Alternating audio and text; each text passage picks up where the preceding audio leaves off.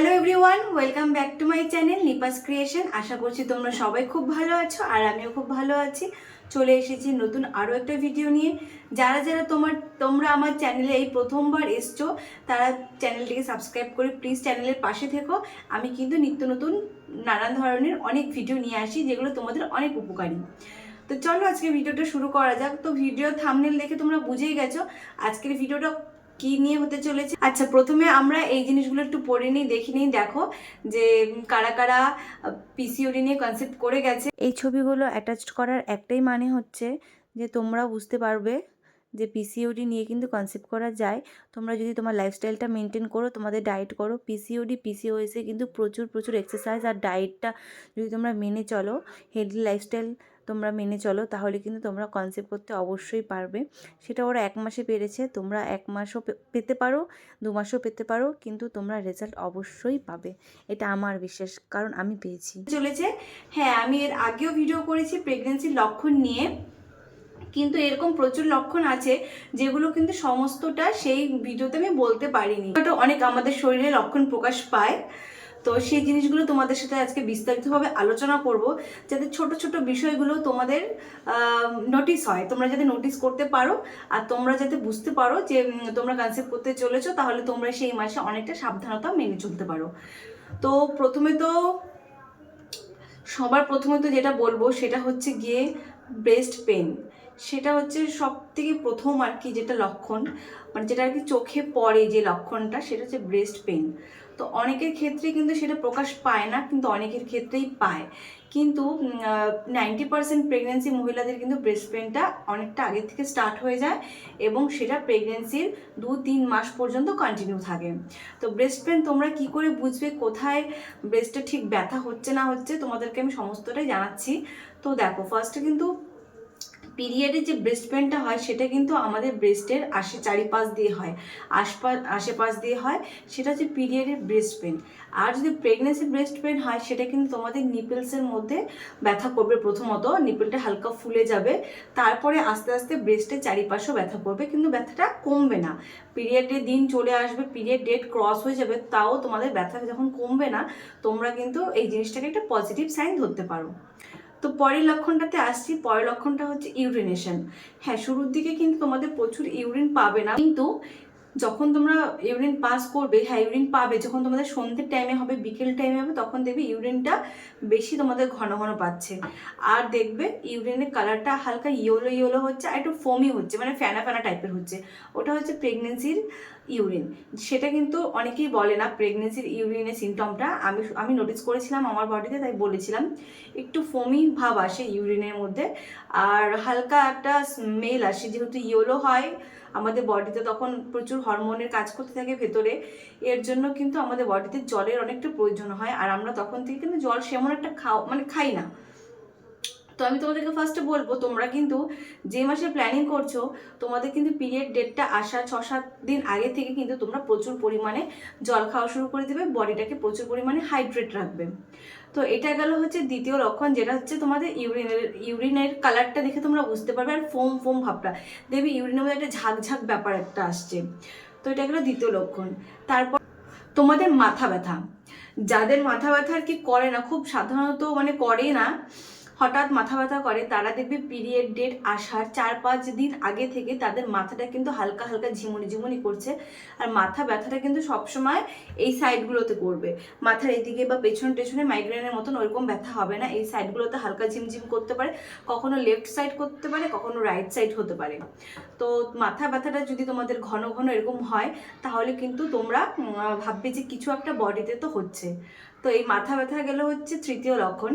এর পরের লক্ষণ যেটা বলবো সেটা হচ্ছে আমাদের যে লিপ আছে, ঠোঁট যে আছে, ঠোঁট দেখবে খুব শুকিয়ে যাচ্ছে, মানে এই ঠোঁটগুলো না খুব ড্রাই হয়ে যাচ্ছে, মানে ভাববে যে ঠান্ডার দিন আসলে যেমন হয় ঠোঁটটা, সেরকম কিন্তু অনেকটা মনে হয় যে ঠোঁটটা এরকম ড্রাই হয়ে গেছে।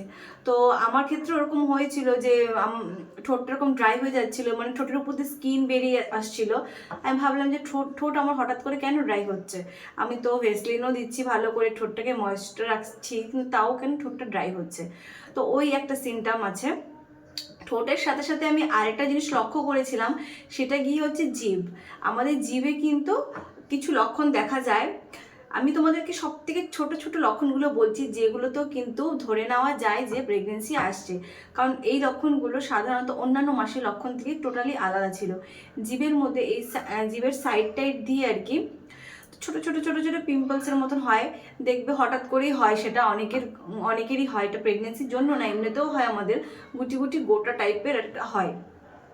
কিন্তু যেহেতু আমি প্রেগনেন্সি প্ল্যানিং করছিলাম বিগত অনেকদিন থেকে, আমার সেরকম কোনো প্রবলেম ছিল না, কিন্তু এই জিনিসগুলো কন্টিনিউ একসাথে চলছিল। ধরো মাথা ব্যথা, তারপরে তোমার বাথরুমের ওই মানে ইউরিনের যে কালারটা ওটা, ব্রেস্ট পেন, তার সাথে সাথে জিভের এটা ঠোঁটটা ওরকম হয়ে যাওয়া, মানে সমস্ত কিছু আর কি একদিন দুদিন পর পরে কিন্তু আমার বডিতেই সিমটমগুলো শুরু হয়ে যাচ্ছিল। তো এই লক্ষণগুলো কিন্তু তোমরা যদি দেখে থাকো বডিতে, তাহলে কিন্তু তোমরা বুঝে নিতে পারবে তোমাদের প্রেগনেন্সি আসতে চলেছে না পিরিয়ড আসতে চলেছে। তাহলে কিন্তু তোমরা তখন থেকে সতর্ক হয়ে যাবে, তখন থেকে সাবধানে নিজের খেয়াল রাখা শুরু করবে। চতুর্থ যে লক্ষণটা বলবো সেটা হচ্ছে কোমরে ব্যথা। ইমপ্লান্টেশনের পরের থেকেই কিন্তু আমাদের কোমরের মধ্যে হালকা একটা ব্যথা ব্যথা শুরু হয়। পিরিয়ড আসার আগেও কিন্তু অনেকের হাত পা কোমর ব্যথা করে, কিন্তু এই ব্যথাটা হচ্ছে টোটালি আলাদা ব্যথা। এটা হচ্ছে তোমার অনেক সময় পিঠের দিকেও ব্যথা করতে পারে হালকা হালকা, অনেক সময় লোয়ার ব্যাক পেন যে হয় ডান দিকে বা বাঁ দিকে, অনেক সময় ঘুরে ফিরে এই ব্যথাটা করতে পারে। তাও এই ব্যথাটা কিন্তু অনেকক্ষণ স্টে করে না, কিছুক্ষণ পর পর কিন্তু এই ব্যথাটা তোমার হতে পারে। তো এটা গেল প্রেগনেন্সির চতুর্থ লক্ষণ, খুব আর্লি সিমটম এগুলো তোমাদেরকে বলছি আমি, যেগুলো কিন্তু তোমরা নোটিস করে বুঝতে পারো। তো নেক্সট যে সিমটমটা আছে 5 নাম্বার যে সিমটম, প্রচন্ড টায়ার্ড লাগা, ক্লান্ত লাগা, ভাববে যে ঘুম ঘুম পাচ্ছে। যে কাজগুলো তোমরা প্রতিনিয়ত করো, নর্মালি যে কাজগুলো আমাদের ডেলি রুটিনের মধ্যে পড়ে, সেই কাজগুলো করতে তোমাদের ইচ্ছে করছে না, ভাবছো যে না একটু ঘুমিয়ে নেই বা একটু রেস্ট করি বা একটু পরে করি, মানে খুব অলস অলস যেরকম হয় ওরকম অলসের মতন তোমাদের লাগবে। তো এটা গিয়ে হচ্ছে পঞ্চম লক্ষণ। তো টায়ার্ডনেস যেটাকে বলবো আমি, টায়ার্ডনেসটা কিন্তু শুরুর থেকেই থাকে প্রেগনেন্সিতে, শুরুর থেকে একদম ফার্স্ট ট্রাইমাস্টার পর্যন্ত। সেকেন্ড ট্রাইমাস্টার শুরুতে গিয়ে সেই টায়ার্ডনেসটা কমে একটু। তো এটা বলবো পঞ্চম লক্ষণ। তো এরপরে যে লক্ষণটা বলবো 6 নম্বর লক্ষণটা, সেটা কিন্তু একদম খুব কমন লক্ষণও বলতে পারো তোমরা, কারণ এটা সচরাচর সবার মধ্যেই কিন্তু দেখা যাবে। সেটা হচ্ছে মিসড পিরিয়ড। তোমাদের পিরিয়ডটা যদি মিসড হয়ে যায় তাহলে কিন্তু তোমরা, আর তার সাথে সাথে যদি এই সিমটমগুলো চলে আসে, তাহলে কিন্তু তোমরা বুঝে নিতে পারবে যে তোমরা এই মাসে কনসেপ্ট করতে চলেছো। আর 7 নম্বর যে লক্ষণটি আছে সেটা কিন্তু তোমার সবার মধ্যে হয় না, সেই জন্য আমি বলছি যে এই লক্ষণটা হচ্ছে কারোর মধ্যে হতে পারে বা কারোর মধ্যে হতে পারে না, এই জন্য আমি শেষের দিকে এই লক্ষণটার কথা বলছি। সেটা হচ্ছে ইমপ্লান্টেশন ব্লিডিং। ইমপ্লান্টেশন ব্লিডিংটা কি সেটা আমি তোমাদেরকে আগে ছোট্ট করে বলে দিই। একটা ডিম্বাণু আর একটা শুক্রাণু যখন মিলিত হয় এবং সেটা একটা জাইগোট সৃষ্টি করে, সেটা গিয়ে যদি তোমাদের ইউট্রাসে ইমপ্লান্ট হয়, মানে একটা প্রতিস্থাপন হয়, তখন মানে সেখান থেকে কিছুটা পরিমাণে ব্লাড বের হয়, মানে ওটাকে একটু গেঁথে নেয় ইউট্রাসে। তো তো সেই জন্য কিছুটা পরিমাণে ব্লাড বের হয়, সেটা একদমই হালকা হয়, কেউ কেউ বুঝতে পারে কেউ কেউ বুঝতে পারে না। অনেক সময় হোয়াইট ডিসচার্জের সাথে কিন্তু হালকা লাল মেশালে যেমন হয় ওরকম হয় অনেক সময়, তার অনেকের ক্ষেত্রে হালকা ব্রাউন কালারের হয়, একটু মানে মেটে মেটে কালারের হয়, অনেকের ক্ষেত্রে পিঙ্ক হয় এরকম কালার, অনেকের ক্ষেত্রে হালকা একটু ইয়েলো ইয়েলো টাইপের হয়, বাট পুরোপুরি প্রপার যে পিরিয়ডে যে রেড কালারটা হয় সেই রেড কালারটা কিন্তু এটাতে হয় না। সেটা আমি এই লক্ষণটা আমি লাস্টে বলছি, তার কারণ এটা অনেকের ক্ষেত্রে ইমপ্লান্টেশন হচ্ছে তোমার ওভারলেশনের 6 থেকে 12 দিনের মাথায় গিয়ে দেখা যায়, অনেকের ক্ষেত্রে কিন্তু পিরিয়ড ডেট মিস হওয়ার পরে গিয়েও দেখা যায়, অনেকের ক্ষেত্রে আবার পিরিয়ড ডেট যেদিন সেই দিনও দেখা যায়। যেমন আমার হয়েছিল পিরিয়ড ডেট যেদিন ছিল সেই দিনই কিন্তু আমি এটা নোটিস করেছিলাম। আর এটা কিন্তু অনেকেই জিজ্ঞেস করছিল যে দিদি এই ডিসচার্জটা তোমার কতক্ষণ স্টে করছিল।